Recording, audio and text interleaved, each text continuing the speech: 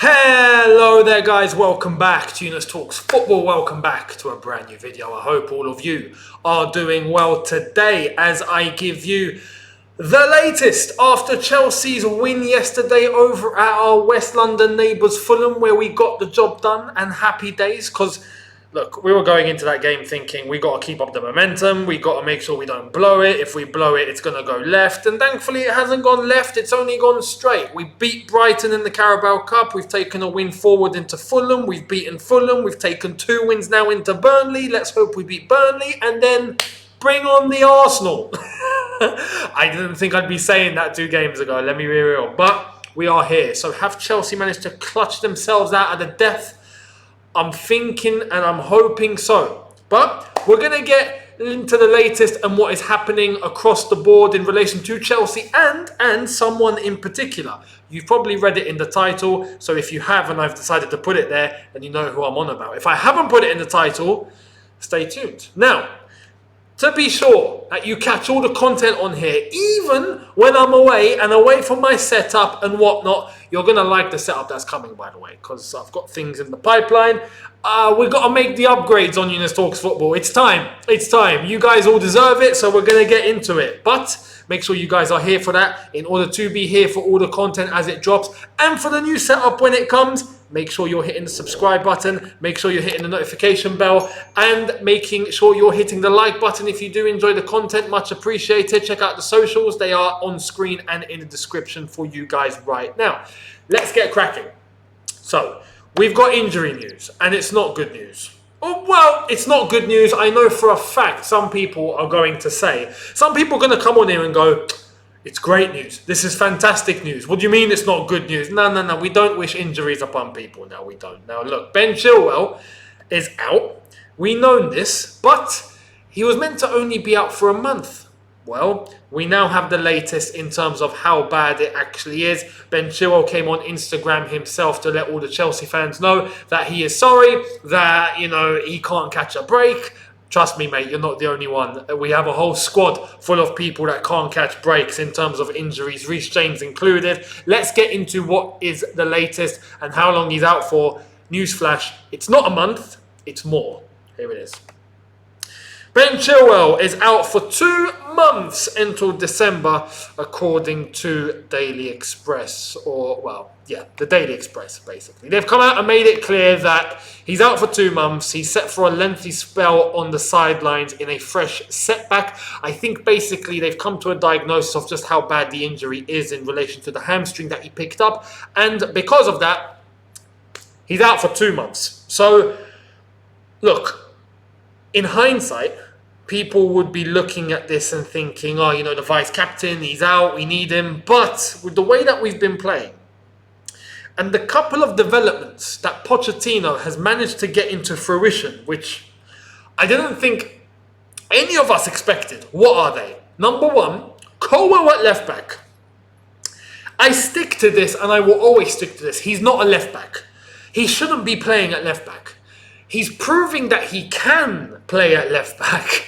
And he's proving that game by game he's getting better playing as a left back. Yesterday against Fulham, he put in, I don't want to get ahead of myself, but it was a very Ashley Cole-esque performance, right? For what Chilwell is capable of and what he can do at left back, it was a very, very plausible performance at left back. Should he be there though? No.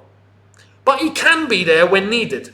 Now, that's not to say play Chilwell left back now, that's it forever, he's a left back. No, I will always want him to go back to centre back where he is at his best and where he's comfortable and where he's accustomed to.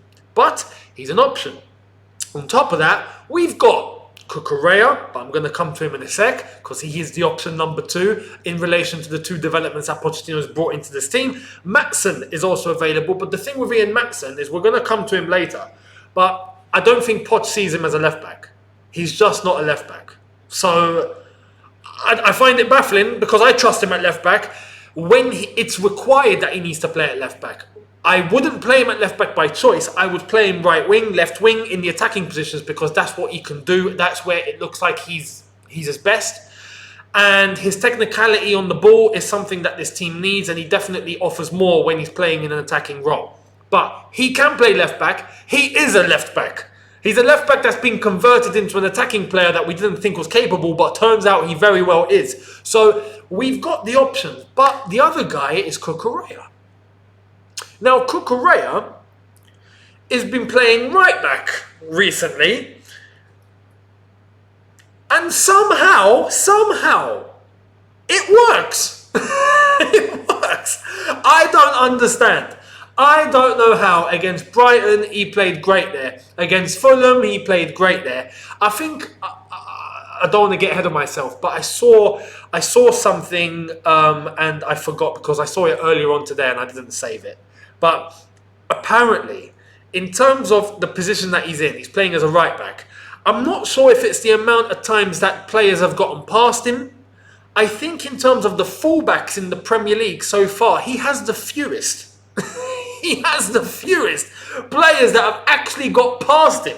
So what that tells you is he's stopping everything that comes his way. But as a right back, it's bonkers. Somehow it's working. So long may it continue because Gusto is still suspended for the next 2 games now. Sorry. He's got 1 game left. So we can still play Cucurella as a right back against Burnley. And then for the Arsenal game, Gusto's back. If that's the case, I wouldn't be against putting Cucurella back as left back and telling him, can you just put the same performance in that you put over on the right-hand side, please? Just don't go stupid, please, because we know Cucurella. Cucurella is a player where, we've seen the mistakes. We've seen how he hesitates. We've seen how, he likes to bomb forward, doesn't track back, but when he is back, he lets things through. I mean, at times, looking at Cucurella was painful. And I remember when we got him from Brighton, I was one of the guys going, yes, we got Cucurella. I wanted him. Because the way he was playing at Brighton, I looked at and thought, we could do with some of that at Chelsea. If something happens to Chilwell, boom, we got Cucurella. He's just not been up to it. But it looks like he's up to it at right back. Now Chilwell's injured. Can you please do the same at left back? Please. Thank you very much. So that's an option to have now that Chilwell is injured. We've got the cover. Are we going to use it effectively? I think we'll be okay. This was a situation where, if you remember, when we had Chilwell and Reece James injured under Thomas Tuchel, and we were looking and going, we got no cover. Well, now we've got more than enough cover. So fingers crossed, things will be okay. We can keep moving with what we did in the last game and the game before, and hopefully we keep that momentum coming. So that's the latest on Ben Chilwell. It's unfortunate, but is it a crisis? No, it's not the end of the world. We do have the cover, and Chelsea should be okay. Now, in relation to players coming back, we've got the latest on 3 of them. Here they are. If this wants to work, is it going to work? I bloody hell well hope it should work. You're getting this without an edit, by the way, and I don't know why is it not working. It should be working. This should be working. Why is it all of a sudden just decided to stop? I don't know. I'm gonna read it out. I'm gonna read it out to you because it's all I can do. But basically, Badiashile, Trevor Chalobah, and Carney Chukwuemeka are nearing returns. That came from The Athletic and Simon Johnson in relation to those injuries. I'm glad because we absolutely needed those players back. We needed those players back. Well, you could argue Trevor Chalobah's leaving, but Chukwuemeka, Badiashile is not so much of a necessity right now. But Chukwuemeka, in that number 10, even so. We've been calling for those players to come back and Nkunku and Chukwuemeka, but we've got Cole Palmer that's now playing the way that he's playing. What I think's going to happen is Cole Palmer will be utilised on the right-hand side, whilst Chukwuemeka will make his way back into the attacking midfield position. But if we don't do that, Palmer is a number 10 and needs to be playing as a number 10. He can play on the right-hand side, as he demonstrated yesterday, but I feel like his best is in an attacking mid position as the number 10. On the right-hand side, well, I'm very much for having Ian Maatsen play there. I'm very much for having him there, man. But it doesn't look like we're going to do that. Now, why are we not going to do that? It seems like there could be a reason. I'm going to come to that in a sec. But with the whole Chukwuemeka scenario, and now he's going to be making his way back, thank God, if that is the case, fantastic, we have some flexibility. Chelsea now have some flexibility, not being forced to play Cole Palmer in the 10, not being forced to be restricted to only one way. We can be flexible, and that's what this Chelsea team needs, is being able to be unpredictable to teams. Where no matter how we go, we can be comfortable that the players that we play in the positions that they play in are going to give us a job. Simple as that. And we're not experimenting. We're not playing players out of position. We're playing players that are playing in their roles and they're happy, and that is what they're meant to do. That's where we find consistency. We find momentum. So fingers crossed that's going to be the case. But Ian Maatsen, apparently, there's a little situation going on with Ian Maatsen. Now, I'm going to see if I can actually get this up for you guys. If I can't, then it doesn't look like I can. It doesn't look like I can, so I'm going to have to read it out for all of you. Right, so the latest on Ian Maatsen is Chelsea want Ian Maatsen to sign a new deal as soon as possible, and the proposal is still on the table.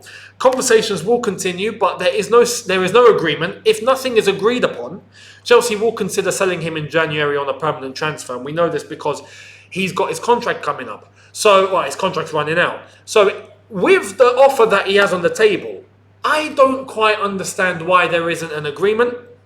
Why can't there be an agreement? You'd think. Why is this being held up? What's going on? Is it on Ian Maatsen's side? Is it on Chelsea's side? Is the offer too low? Does he want more? Is it reasonable? Is he not being reasonable? Is he being reasonable? The club not being reasonable? We don't quite know what's going on. But I need this to come to an agreement. Because I really think, man, Ian Maatsen's a player that, not that we need, but I just think it's one of those players that we have now. Don't let him go, because he can help the team in ways that I think other players that we have can't. And I'll give you an example. I don't see the same sort of help coming from a Sterling like I would do from an Ian Maatsen. For some of you, that's going to sound mad. I don't think that's mad. I think that's quite logical. Why? Because Sterling, I think, has it's like an incapacity to think when on the ball. He has the ability to execute using just his legs, but to think about the scenario he's running into, or to think about the situation he's in, or the circumstances around him, or his surroundings, I think Ian Maatsen's much stronger at that. And Chelsea need that. We need people that are able to think about what they're going to do and execute it with cool blood. Cool blood. Ian Maatsen's one of those guys. I don't want to let him go. I don't want to let him go. So, please, guys, come to an agreement.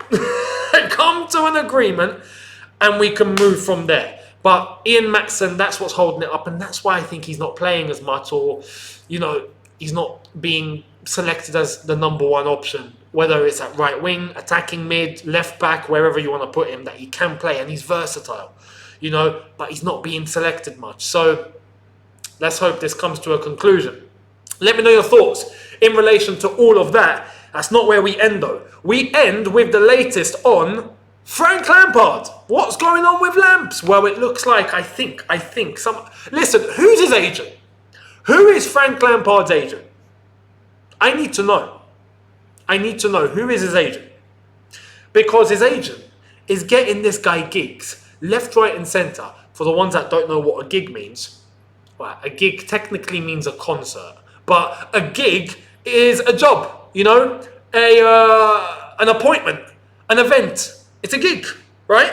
Frank Lampard is being lined up for a new role, and you won't believe this. Now, I'm going to check one last time. This is the beautiful thing about live recording, is that when you don't edit, you just keep everything in. You guys get to see how it is. It's not going to show up, so I'm going to read it out for you. But Simon Phillips gives us the latest, saying, understand Lampard has spoken with Rangers on 3 occasions now, with the latest conversation being last week. It seems to be advancing. If you go into the latest on Frank Lampard, it does look like he is going to get the job. Frank Lampard is going to become the new Rangers boss. Rangers. Unreal. And what's crazy is he's very much going to find himself at home. Why? Because Rangers and Chelsea have a blue brother relationship. We know this. It's existed for decades. Rangers and Chelsea are like sister clubs, and we have a relationship that goes all the way back. They're very, very affiliated with each other. They have similar roots when you go back to the creation of both clubs. And Frank Lampard going over to manage another team in blue suits him very much. He'll find himself at home. He'll be happy with it. But it's a chance to get some redemption. Because look, if you can't win in Scotland, you can't win anywhere. It's as simple as that. Steven Gerrard, who struggled here at Aston Villa, and it looked like it was starting off pretty well. He won pretty well in Scotland. When you look at Ange Postecoglou, who's gone off to a bright start here, he won everything in Scotland with Celtic. It was no problem for him to do that, and it seemed like it was pretty straightforward. He cruised to a treble win in Scotland. If you can win with Rangers or Celtic, that's the bare minimum to get yourself back to a decent job.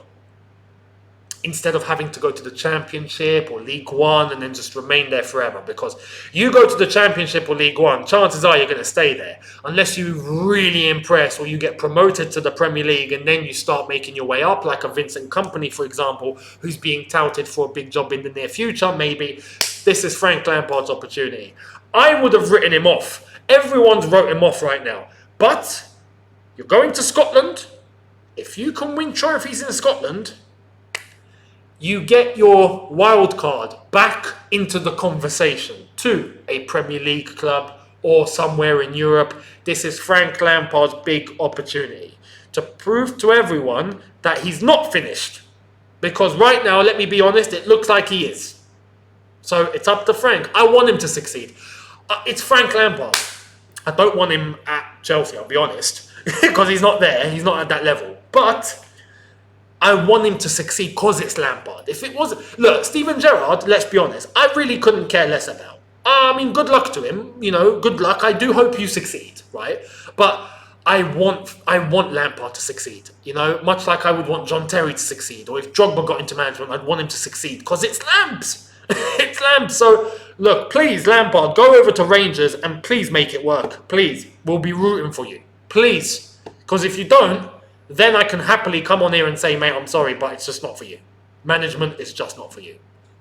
Right now, go to Scotland and show that it is. So, good luck to Lampard. Let's see what's going to happen. Much appreciated. Thank you all so much for watching. And I will see all of you tomorrow on a brand new upload. New setup is coming, so make sure you guys are going to be here and your eyes are peeled and you're going to love it when it does drop. But in order for you to be notified and to know that it's dropping, make sure you're hitting the subscribe button. Much appreciated. Don't forget to hit the notification bell to be notified once I've uploaded. I will see you guys with a new video tomorrow. Don't forget to check out the socials. They are on screen and in the description right now. And yeah, looking forward to all the content. It's Champions League week. Just to give you guys the loop, I am getting my new setup done and then there will be content coming back to Shootout. So don't be phased. Shootout is still very much on. George has had his own things going on. I've got my things going on now, but we are going to recalibrate. And when I've got my setup, hopefully within the week, Shootout content is going to be firing like it's never fired before. So make sure you guys are there for that. Link to that is in the description. Much appreciated. Hit us with the subscribe button over there,